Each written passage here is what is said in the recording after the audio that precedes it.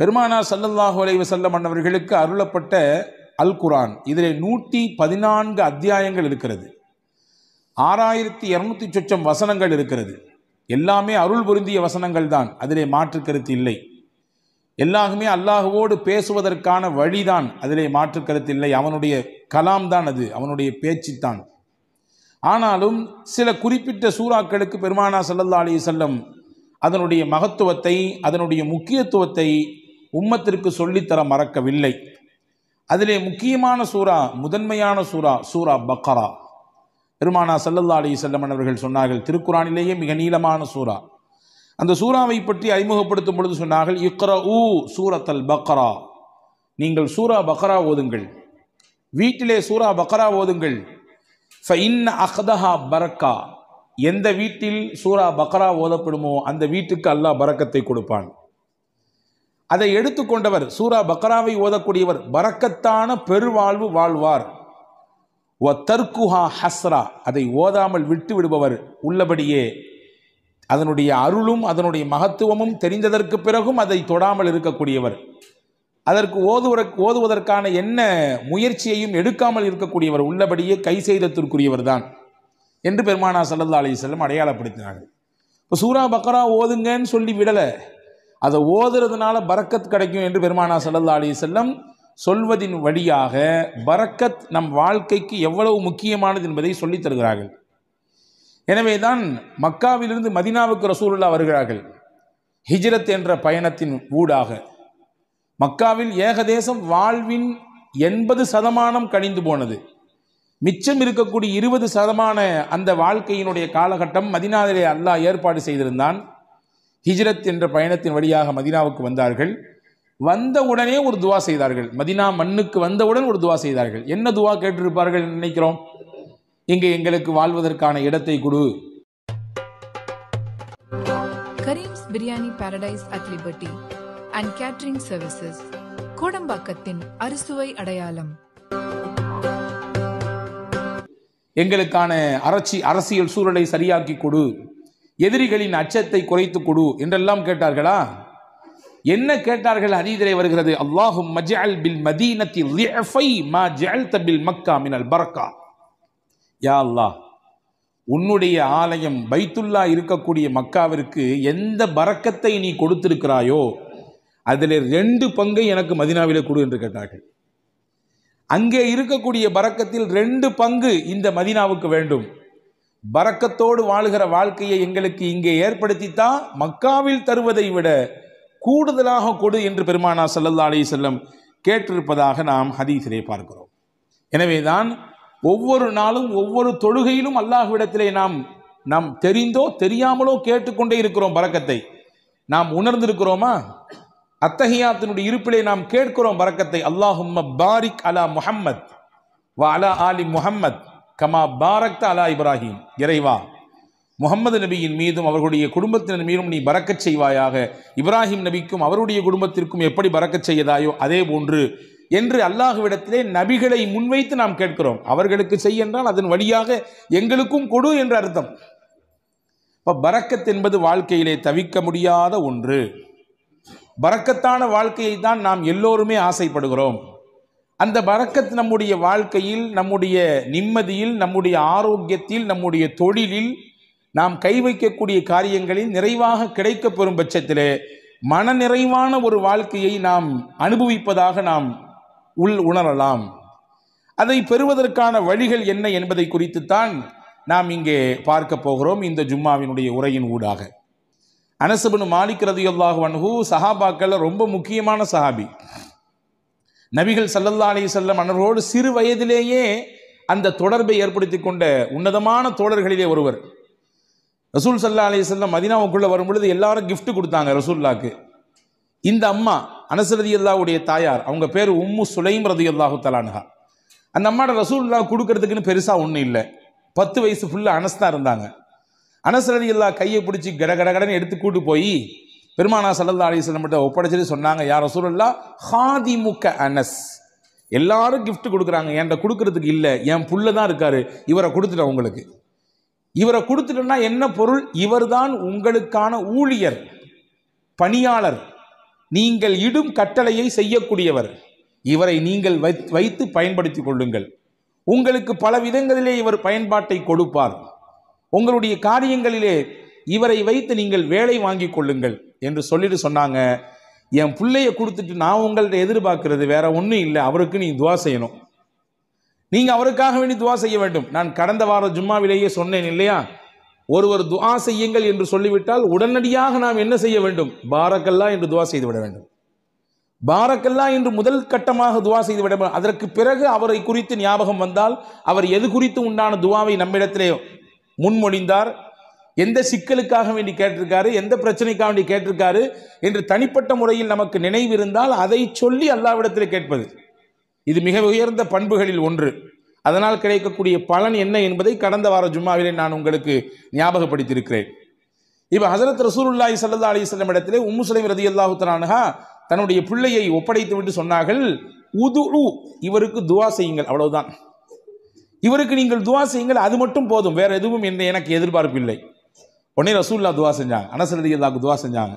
என்ன செஞ்சிருப்பாங்க? யா அல்லாஹ் நல்ல நீல ஆயிலை கொடு, அல்லது நிறைய இவருக்கு என்றெல்லாம் கேட்பதற்கு முன்னால் பெருமானார் செய்த துவா, அல்லாஹும்ம பாரிக் ஃபி உம்ரி, யா அல்லாஹ் இவர் ஆயிலே நீ பரக்கச் செய்வாயாக, நீண்ட ஆயிலை கொடுப்பாயாகன்னு கேட்கல, இவர் ஆயில்ல நீ பரக்கச் செய்வாயாக. அல்லாஹும்ம பாரிக் ஃபி அவுலாதி, இவருக்கு நீ கொடுக்கக்கூடிய குழந்தை செல்வங்களிலே பரக்கச் செய்வாயாக. அடுத்து சொன்னாங்க, அல்லாஹும்ம பாரிக் லஹு ஃபீமா அதைத லஹு, இவருக்கு நீ என்னெல்லாம் கொடுக்கணும்னு நினைச்சிருக்கியோ எல்லாத்தையும் பரக்கத் செஞ்சிரு. இவர் ஆயில்ல பரக்கத் செஞ்சிரு, இவருடைய குழந்தை குட்டிகளில் பரக்கத் செஞ்சிரு, நீ என்னெல்லாம் இவருக்கு கொடுக்கணும்னு நினைச்சிருக்கியோ எல்லாத்திலும் நீ பரக்கத் செய்துவிடு என்று பெருமானார் ஸல்லல்லாஹு அலைஹி வஸல்லம் அவர்கள் துவா செய்ததாக நாம் ஹதீஸ்ல பார்க்கிறோம். நிறைய குடுன்னு கேட்கல, நீண்ட ஆயில நிறைய வயசு வாழணும் அப்படி கொடுன்னு ரசூலுல்லாஹ் கேட்கல, நீ கொடுப்பதில் நிறைந்த பரக்கத்தை கொடு என்று கேட்பதிலிருந்து நமக்கு புரிகிறது, வாழ்க்கையிலே நிறைய என்பதை விட பரக்கத்தான் முக்கியம். அதிகம் எண்ணிக்கை என்பதை விட குறைவாக இருந்தாலும் அதன் மூலம் கிடைக்கக்கூடிய பலன் பரக்கத்தாக இருக்க வேண்டும் என்பதுதான் முக்கியம் என்று நாம் இதிலிருந்து புரிந்து கொள்கிறோம். அந்த பரக்கத்தான வாழ்க்கையை பெறுவதற்கு ஒரு 8 அம்ச திட்டத்தை நான் இன்றைக்கு உங்களுக்கு நான் சொல்ல போகிறேன். 8 விதமான விஷயங்களை நாம் பின்பற்றுகிற பொழுது அல்லாஹுவின் பரக்கத்தை நம்மால் முழுமையாக அடைந்து கொள்ள முடியும். நம்பர் 1, முதலில் பரக்கத்தை பெறுவதற்கு நாம் என்ன முயற்சியை மேற்கொள்வது? 1, ரசூலுல்லாஹ் சொன்னாங்க, உங்களில் யார் வயசுல பெரியவங்களோ அவங்கள நீங்க மரியாதை கொடுப்பதிலிருந்து, உங்கள் காரியங்கள் அனைத்திலும் அவர்களை முன்னிலைப்படுத்துவதிலிருந்து அல்லாஹ் உங்களுக்கு பரக்கத்தை தருவான். வாப்பாக்கு வயசாயிடுச்சு, வீட்டில் மூத்தவங்க தான் இருந்தாலும் இந்த விஷயங்கள்லாம் அவங்களுக்கு அந்த அளவுக்கு பிடிபடாது, அதனால சொல்லிக்கலாம், எல்லாம் முடிஞ்சு கடைசியில சொல்லிக்கலாம் என்பதல்ல. ஒரு கட்டத்தில் அவரும் வாலிபம், குழந்தை பேரு, தொழில், வியாபாரம் என்று எல்லாவற்றையும் கடந்துதான் வந்திருக்கிறார். இப்பொழுது அவருக்கு வயதான நிலை, வயோதிகம், அதனாலே அவரை ஒதுக்கி வைக்குதல், தள்ளி வைக்குதல் என்பதெல்லாம் இல்லை. என்ன விஷயம் செய்தாலும் பெரியவர்களுக்கான முன்னுரிமையை, முன்னிலைப்படுத்துதலை, அவர்களுக்கான மரியாதையை நீங்கள் நிறைவாக செய்யுங்கள். இதன் ஊடாக அல்லாஹ் உங்களுக்கு பரக்கத்தை தருவான். எந்த வீட்டில் பெரியவர்களுக்கு மரியாதை இருக்கிறதோ அந்த வீட்டிலே பரக்கத் இருக்கிறது என்று பொருள். எந்த வீட்டில் பெரியவர்கள் உதாசீனம் செய்யப்படுகிறார்களோ, வயதிலே மூத்தவர்கள் வேண்டா வெறுப்பாலோ அவர்கள் பராமரிக்கப்படுகிறார்களோ, அவர்களின் பேச்சுக்கும் அவர்களுடைய ஆலோசனைக்கும் முன்னுரிமை கொடுக்கப்படாமல் தள்ளி வைக்கப்படுகிறார்களோ, புரிந்து கொள்ளுங்கள், அங்கே பரக்கத் எடுபடுகிறது என்று பொருள். பெருமானார் ஸல்லல்லாஹு அலைஹி வஸல்லம் அவர்களுக்கு ஒரு நாள் ஒரு அன்பளிப்பு வந்தது. ஒரு கிண்ணம் நிறைய பால். ரசூலுல்லாஹ் பொதுவாகவே தனக்கு கிஃப்ட் வந்துச்சுன்னா தான் பயன்படுத்துவாங்க. சில நேரங்களில் பக்கத்தில் இருக்கிறவங்களுக்கு கொடுத்து அதை பயன்படுத்த துவங்குவாங்க. அன்னைக்கு பால் வந்திருக்கு. தபரானி ஷரீஃபில் இந்த ஹதீஸ் வருகிறது. ரசூலுல்லாஹ் உட்கார்ந்துருக்காங்க. அந்த சைடில் பார்த்தீங்கன்னா சையதுனா அபூபக்கர் ரலியல்லாஹு அன்ஹு, சையதுனா உமர் ரலியல்லாஹு அன்ஹு, மூத்த சஹாபாக்கள், இஸ்லாத்தில் மிகப்பெரிய பங்களிப்பு ஆற்றியவர்கள், நபியோடு தங்கள் வாழ்க்கை முழுவதையும் அர்ப்பணித்த ஒரு உன்னதமான சஹாபாக்கள் 2 பேர் இருக்கிறாங்க. மதீனாவில் நடந்த நிகழ்ச்சி இது. இந்த பால் கிண்ணம் வந்த உடனே ஸல்லல்லாஹு அலைஹி வஸல்லம் இந்த பக்கத்தில் இருந்த சையதுனா அபூ உபைதா ரலியல்லாஹு அன்ஹு என்ற ஒரு சஹாபி அவங்க கையில் கொடுத்தாங்க. குடிங்க அபு உபைதான்னு சொன்னாங்க. அபு உபைதா ரலியல்லாஹு அன்ஹு கையில் பாலை வாங்கிட்டு ரசூலுல்லாவையும் பார்க்குறாங்க, பக்கத்தில் இருக்கக்கூடிய அபூபக்கர் நாயகத்தையும் பார்க்குறாங்க, உமர் நாயகத்தையும் பார்க்குறாங்க.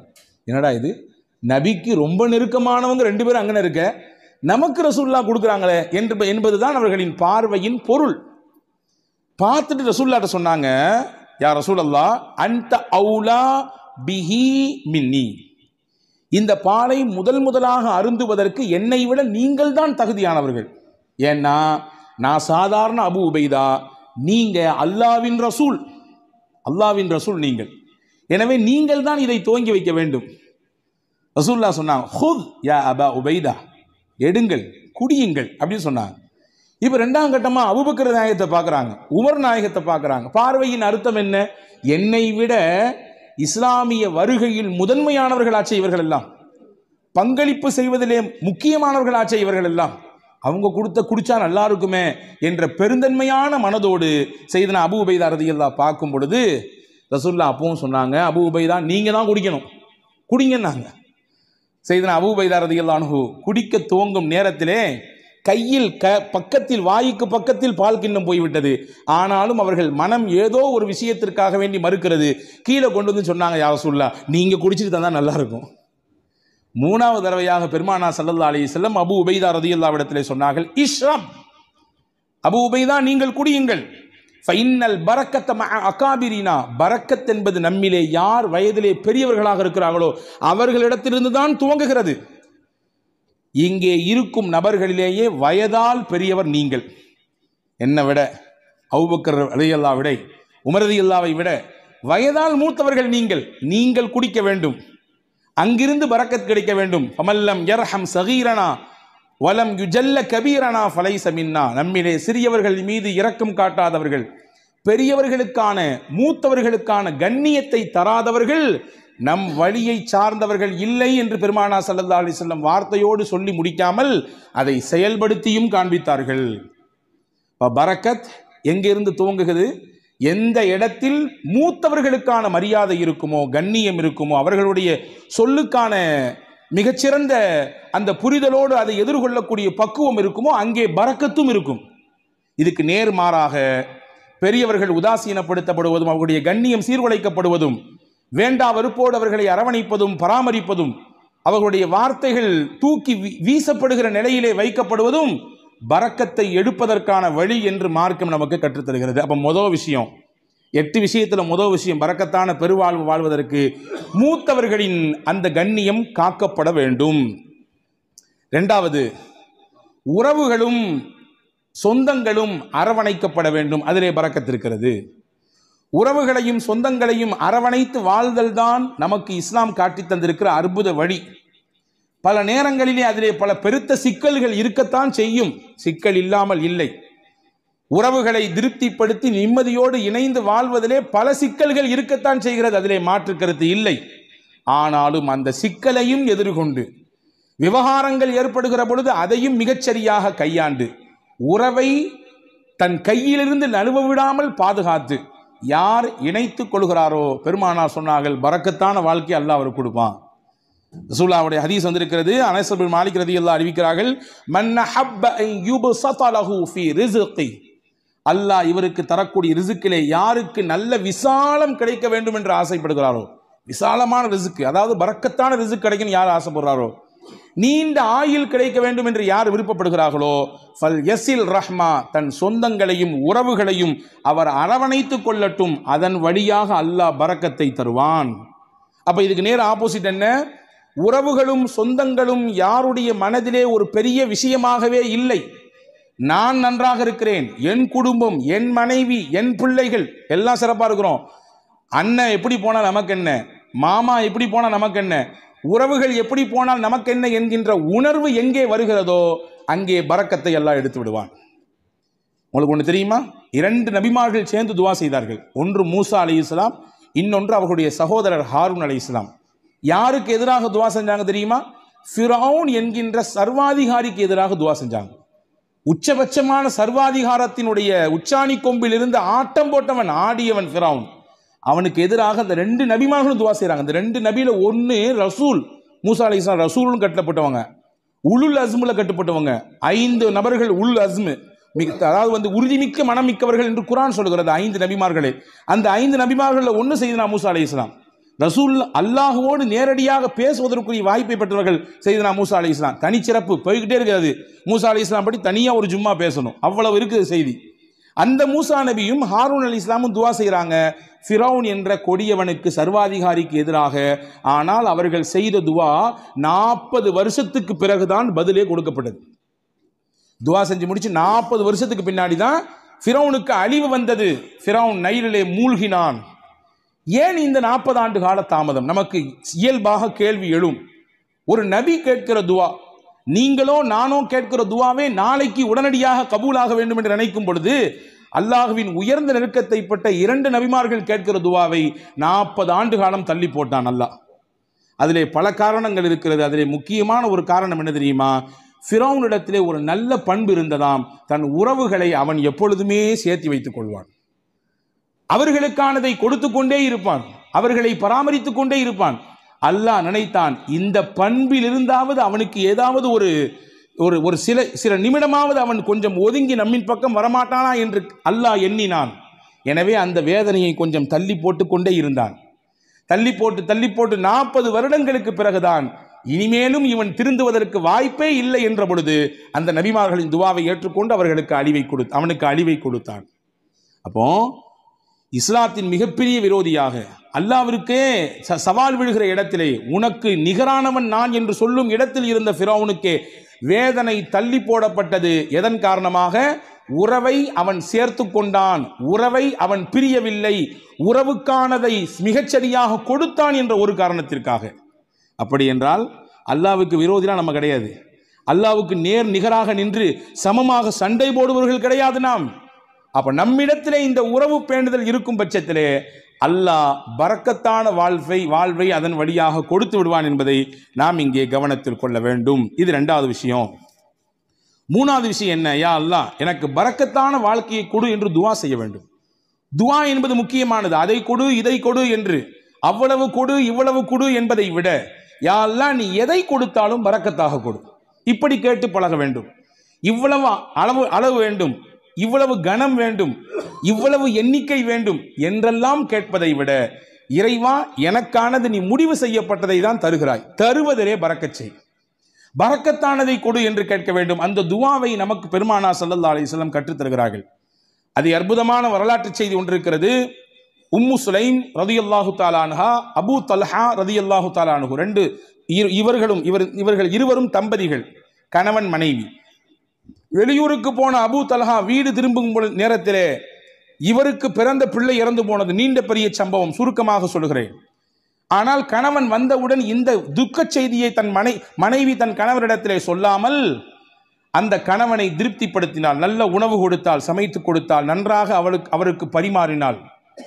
இரவிலே அந்த கணவனின் திருப்தியோடு அவரை மிக சந்தோஷப்படுத்தினார் அந்த பெண்மணி.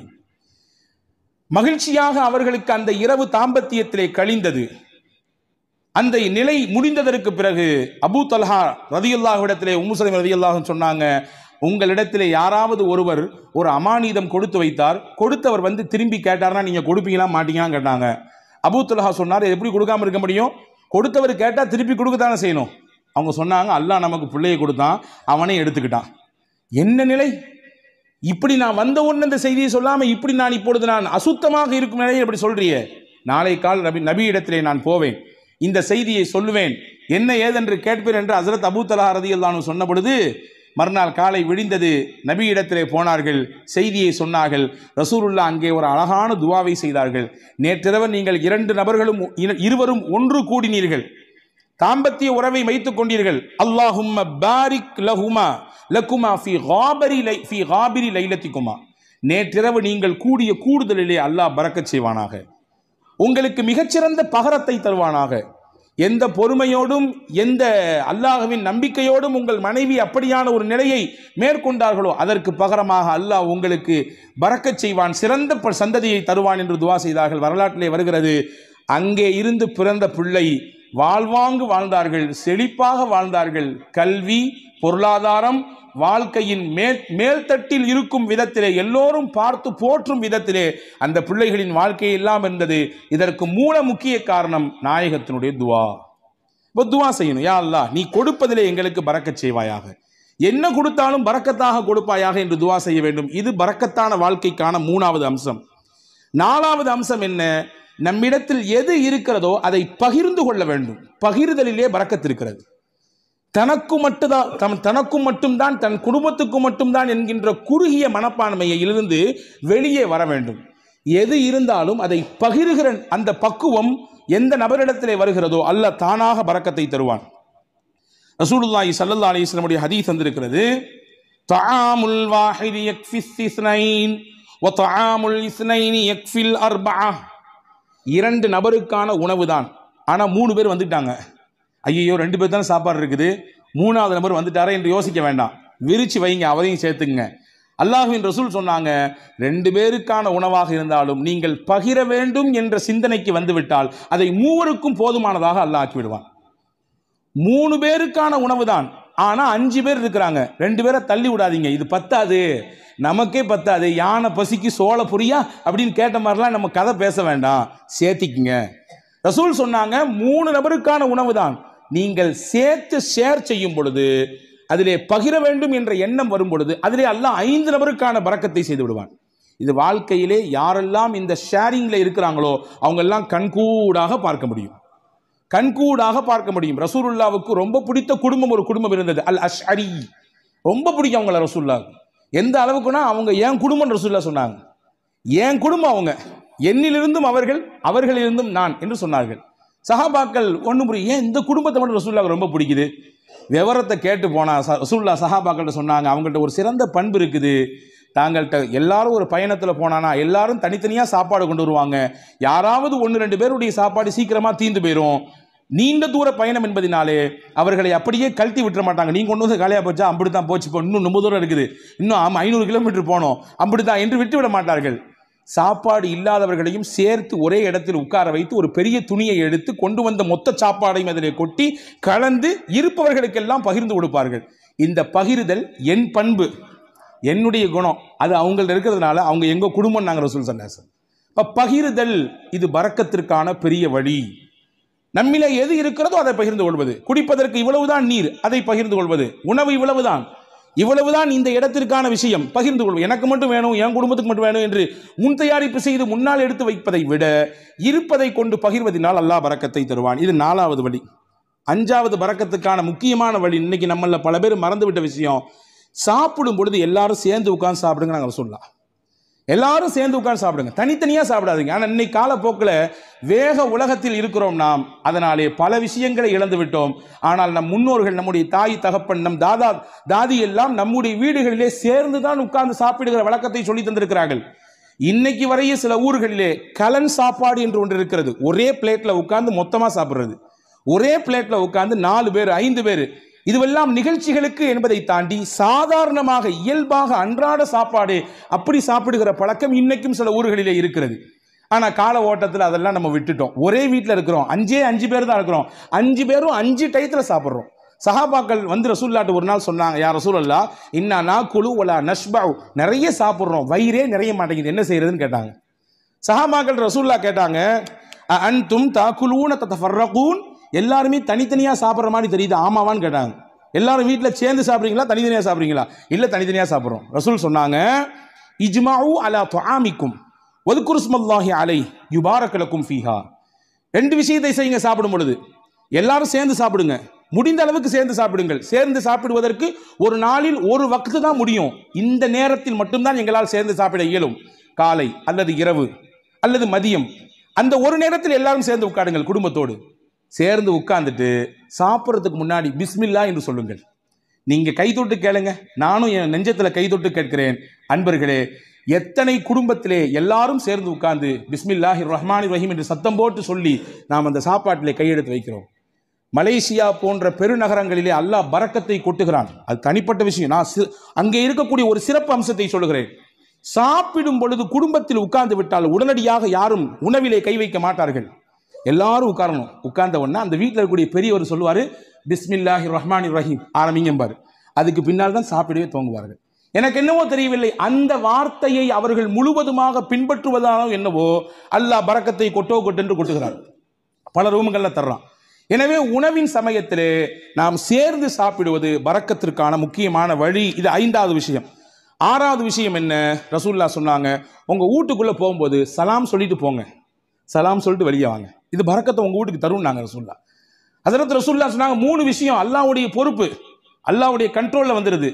அதிலே 1, மன் தஹல பைத்தஹு வஸல்லம ஃபஹுவ லாமினுன் அலல்லாஹ். யார் வீட்டுக்கு நுழையும் பொழுது சலாம் சொல்லிட்டு போறாரோ அவர் அல்லாஹ்வுடைய கஸ்டடியில வந்துடுறாரு, அல்லாஹ்வுடைய நேரடி பார்வையில வந்துடுறாரு, அவருக்கானதை அல்லாஹ் கொடுத்து விடுவான். ஹதீஸ்ல இப்படி ஒரு வார்த்தை வருது, இன் ஆஷ ருஸிக வ குஃபிய. அவர் வாழ்ந்தால் மனநிறைவான வாழ்க்கையை வாழ்வார். வ இன் மாத்த அத்ஹலஹுல் ஜன்னா. இதை அப்படி கண்டினியூவா ஃபாலோ பண்ணாருன்னு சொன்னா 3 விஷயம் சொன்னாங்க. அந்த 3ல ஒன்று தான் நான் சொல்லியிருக்கேன், 2 தேவைப்படுறவங்க தனியாக வந்து கேளுங்க. அந்த 3ல் 3 விஷயத்தை யார் பின்பற்றுகிறாரோ வாழ்ந்தால் போதுமான வாழ்க்கையை அல்லாஹ் அவருக்கு தருவான். 2வது, அவர் மௌத்தாகி விட்டால் அல்லாஹ் நேரடியாக சொர்க்கத்தை கொடுப்பான். அதுல 1 தான் வீட்டுக்கு போகும்போது சலாம் சொல்லிட்டு போறது. உங்க வீட்டுக்கு அல்லாஹ் பரக்கத்தை தருவான், பரக்கத்தான வாழ்க்கையை உங்களால் வாழ முடியும் என்பதை ரசூலுல்லாஹ் சொன்னார்கள். இது 6வது விஷயம். 7வது விஷயம் என்ன? அல்லாஹ் எதை நமக்கு அளந்திருக்கிறானோ அல்ஹம்துலில்லாஹ், போதும் என்ற மனமே பொன் செய்யும் மருந்து நான் தமிழ்ல இல்லையா, இன்னைக்கு அதுதான் நம்மள்ட்ட இல்லை. இருக்கு, வேணும் வேணும் வேணும். எப்ப வரையும் வேணும்? மௌத்தை சந்திக்கிற வரையும், இஸ்ராயில பார்க்கிற வரையும் வேணும், அந்த நிமிஷம் வரையும் வேணும். அன்பர்களே, எது கிடைக்கிறதோ அது குறைவோ அதிகமோ அல்ஹம்துலில்லாஹ் என்று சொல்ல பழக வேண்டும். அப்படியான பழக்கம் இருக்கிறது. நீங்கள் சொல்லும் வார்த்தை அது அல்லாஹ்விற்கு பிடித்து போனால் அல்லாஹ் அதிலே பரக்கத் செய்து விடுவான். எப்படிங்க இருக்கிறீங்க? நீ யார்ட்டையா கேளுங்க, என்னத்தை போகுது, மூட்டி வலி, முதுகு வலி, அங்கிட்டு வலி, இங்கிட்டு வலி, மருத்துவ செலவு, அப்படி இப்படி ஒரு பெரிய லிஸ்ட். நல்லா இருக்கிறன்றதுக்கு நிறைய பாயிண்ட்ஸ் இருக்கும், அதை நம்மள பல பேர் சொல்றதே இல்லை. ஆனா அல்லாஹ்வின் ரசூல் சொன்னாங்க, உங்களுக்கு அல்லாஹ் என்ன கொடுத்திருக்கானோ அதுல எது நலவு இருக்கிறதோ அதை நீங்கள் சொல்லி பழகுங்கள், அல்ஹம்துலில்லாஹ் என்று சொல்லுங்கள், அல்லாஹ் பரக்கத்தை தருவான். அப்ப போதும் என்கின்ற மனம் இது பரக்கத்தை பெற்று தருவதற்கான 7வது வழி. 8வது முக்கியமான வழி, பயபக்தி மிக்க வாழ்க்கையை நாம் வாழ்வதற்கு பழகி கொள்ள வேண்டும். தக்வா மிக்க வாழ்க்கையை நம்முடைய தொழிலில், நாம் சந்திக்கும் நபர்களில், நாம் பேசும் பேச்சில், நாம் பார்க்கும் பார்வையில், நாம் நடக்கும் நடையில், உடையில், பாவனையில், அனைத்திலும் அல்லாஹ் ஒருத்தன் நம்மளை பார்த்துக்கிட்டு இருக்கான்னு சிந்தனையில் வாழணும். அந்த சிந்தனை நம்மள பல பேருக்கு பல சமயங்களில் போறதுனால தான் பாவத்தில் போய் விழுந்துடுறோம். ரசூல் சொன்னாங்க, யாருக்கு இந்த தக்வா மிக்க வாழ்க்கையை வாழ வேண்டும் என்ற பிரியம் வந்து விடுகிறதோ, பரக்காத்தின் மின சமாய் வல்லர், வான பூமியில் என்ன பரக்கத்து இருக்கோ எல்லாத்தையும் அல்லாஹ் கொண்டு வந்து கொட்டிடுவான். வான பூமியில் என்னென்ன பரக்கத்துகள் எல்லாம் உண்டோ மொத்தத்தையும் கொண்டு வந்து அவர்களின் காலுக்கு கீழே கொட்டி விடுவான் என்று பெருமானார் ஸல்லல்லாஹு அலைஹி வஸல்லம் அல்லாஹ் சொன்னான். அப்போ இந்த 8 காரியங்களும் பரக்கத்தான செழிப்பான வாழ்க்கையை வாழ்வதற்கான வழிகள் என்று மார்க்கம் அழகாக கற்றுத்தருகிறது. வல்ல அல்லாஹ் அப்படிப்பட்ட மிகச்சிறந்த புரிதல் மிக்க வாழ்க்கையை வாழுகிற தௌஃபீகை அல்லாஹ் உங்களுக்கும் எனக்கும் எல்லா மக்களுக்கும் தந்தல் புரிவானாக. அல்லாஹ் எதை நமக்கு தருகிறானோ அதில் நிறைந்த பரக்கத்தையும் அருளையும் தருவானாக. என்னென்ன நெருக்கடிகள் எல்லாம் நம் வாழ்க்கையிலே நமக்கு உண்டோ அத்துணை நெருக்கடிகளையும் அல்லாஹ் நீக்கி தருவானாக. நம்முடைய வாழ்வை அல்லாஹ் வசந்தமாக ஆக்கி தருவானாக. இருக்கக்கூடிய கஷ்டங்களை எதிர்கொள்ளக்கூடிய ஆற்றலை தந்து அதை மிக சீக்கிரமாக நம்மிடத்திலிருந்து வெளியாக்குவானாக என்ற உயர்ந்த துஆவோடு விடைபெறுகிறேன். வாஹிர் தாவானா அல்ஹம்துலில்லாஹி ரப்பில் ஆலமீன். அஸ்ஸலாமு அலைக்கும்.